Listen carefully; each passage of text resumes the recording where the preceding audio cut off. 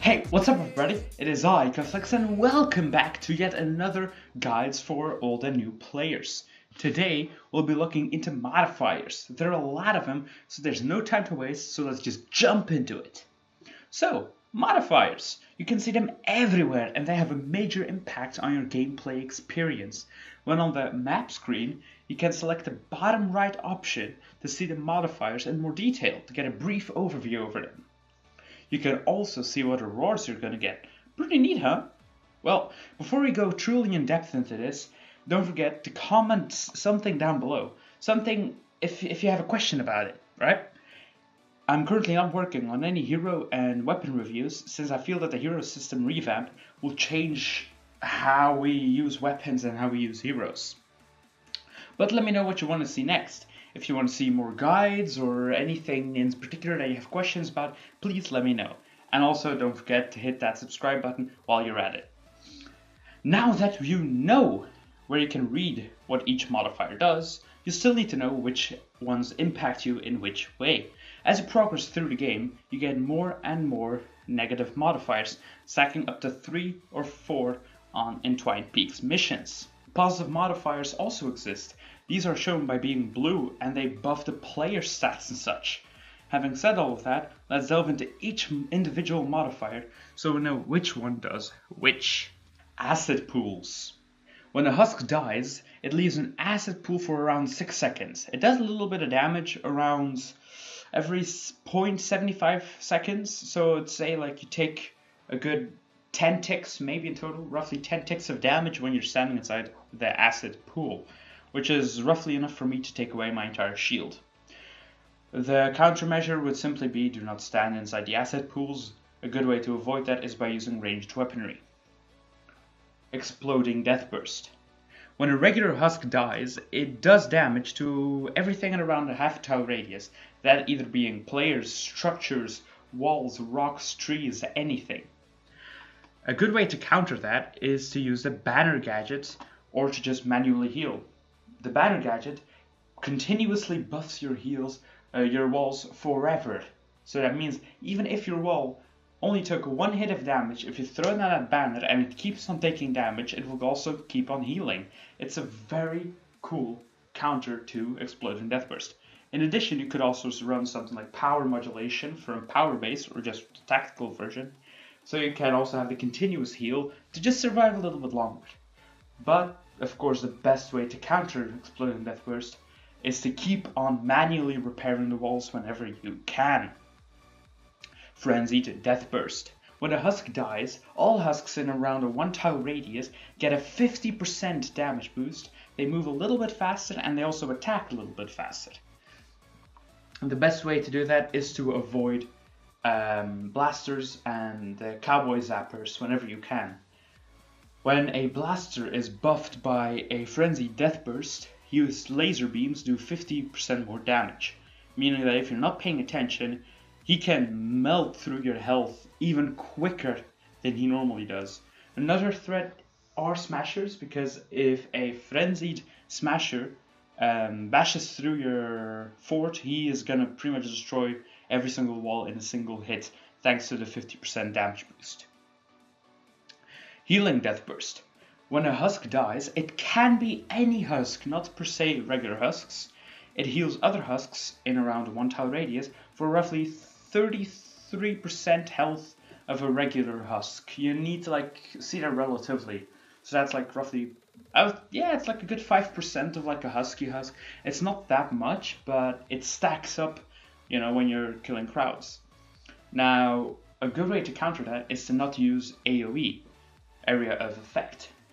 That meaning, do not use shock tower, do not use double barrel shotguns, do not use shockwave, etc. Metal corrosion.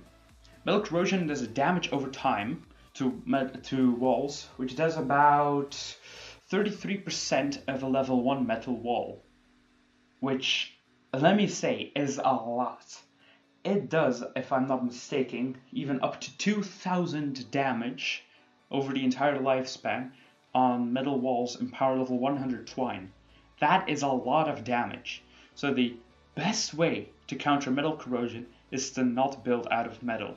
since if those walls get attacked even a little bit, you're going to lose them, because they are going to continuously take damage and they're pretty much bound to get destroyed. Quickened. Increases husks' movement speed by roughly 33% when they take damage. It lasts for 15 seconds.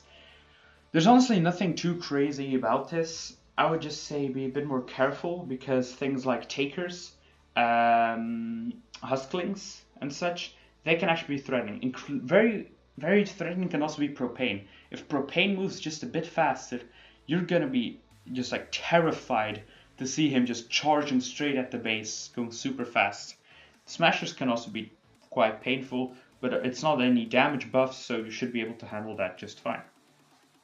Slowing attacks. When you take damage, whether it's ranged or contact damage, you lose about 25% of your movement speed. It also stacks with the other debuffs that are in the game. The best way to counter that is to just avoid contact. So do not use melee, do not use any close range abilities like anti-material charge, etc. Slowing pools. When a husk dies, it leaves down a slowing pool for roughly 6 seconds. If you walk through it, you again lose 25% of your movement speed. Knowing that it stacks, you know that if you also get hit by slowing attacks and a watcher husk, you can lose up to 75% of your movement speed. That's roughly 4 seconds to cross one tile. That's it's pretty much standing still at that point. And again, the best way to do is just like acid pools, just avoid walking through them. Smokescreen. Smokescreen is something people have always overlooked. When a husk dies, it can be any type. There is a chance it leaves a smokescreen in roughly a one tile size. Any husk inside that smokescreen will have a 75% resistance to ranged weapon damage. 75%. So that means that your 100 damage obliterator will only do 25. Your overpowered, god-rolled hemlock, whatever, will do less damage than a goddamn ruler sword. Okay? So the best way to counter that is to use abilities and to use melee. Uncharted enemies. Husks do not appear on the minimap. Now, my way to counter that is to always stay close to the objective and also continuously look on the minimap to see any orange circles appear. Orange circles are areas where the husks are beaten on walls. So by staying closer to the objective and by paying attention to the minimap, you should be able to get a general idea of where the husks are. Vampiric. Husks heal health whenever they do damage. It's very generic, okay, and it also counts for smashers, blasters, takers, husky husks, for everything. So if they do damage to a decoy, if they do damage to walls, if they do damage to a tree, a player, a defender, anything, they will heal up. Now, this can be really threatening, as, for instance, with a blaster, if you're shooting a blaster as it's shooting you, it's just going to heal up to max continuously. A smasher, for instance, will, once he gets to the base, a smasher can heal himself up by just pounding on the walls. Regular husks, if husklings jump you, they can just all continuously keep on hitting you, heal themselves up, and if you cannot kill them in one single shot, they're just going to keep on healing. So Vampiric can be actually very deadly, and a good way to counter that is actually to avoid using defenders if possible. Wall weakening. Walls that take damage are more vulnerable to subsequent damage. So if husks attack them, after their first hit, they will take more damage, and then more damage, and more damage, and more damage, which racks up to a point where your walls are so frail that they're just going to get smashed through right away. A good way to recommend that is to not underestimate it. Once a bunch of husks, even small husks, get to the base, they can really start to rack up that wall weakening, and they're just going to cut through the base like they're smashers almost. So be very cautious. Now, there are also 5 modifiers that are locked to mini-bosses, which we'll go over real quick. Ricochet. Ricochet does damage to the player equal to a percentage of the damage the player does to the smasher, or the mini-boss. How do you interpret that? Well, if you do, let's say, 100k damage, you take a roughly 25k back. So if you see a mini boss with ricochet and you start filling it with lead, be expected to die, because you're going to take all the damage you're doing back yourself. Good way to counter that is to either use melee or use abilities, because they don't do the ricochet. Then we have tank. Tank is a massive health boost to the mini boss. I couldn't find an exact percentage. Even through testing, it's way too difficult to find that out. Then we got Vortex. Vortex sucks up players every few seconds, and that's pretty much it. Now, a big reason why this can be threatening is if you get sucked in, right, when you're not paying attention, you can just get clobbered. You can also, like, when you're building, you can get sucked away, so you can no longer build. So be extremely cautious whenever there's a Vortex mini-boss around. Then we got Volcanic. Volcanic causes random craters to appear from the ground. Pretty painful, but they're very random. I've had moments where they don't damage me and moments where they almost one-shot me. So my strategy is just to ignore them and hope, cross your fingers. Then the very last modifier is Healer, and it's pretty simple. It just does a heal over time. One good way to counter that is if you see a mini boss that has Healer, kill it right away. Like, I always say that 2 people should focus on mini bosses and the other 2 people should just continue defending the base. But against the Healer, all four should just get to the mini boss, because as soon as someone dies, or if the mini boss is left unattended, it's just gonna heal back up again. So just kill it as fast as you can. For positive modifiers, I don't really have any exact numbers and tests, since they're a lot harder to do, a lot harder to measure. But I would just say all the increased damage modifiers, for instance, soldiers do more damage, shotguns do more damage, and such, I would say is roughly a 50% bonus. All energy reduction and cooldown reduction modifiers are roughly 40% reduction in the cooldown and energy department. And when you have the building cost modifier, I know that, then the building cost is halved.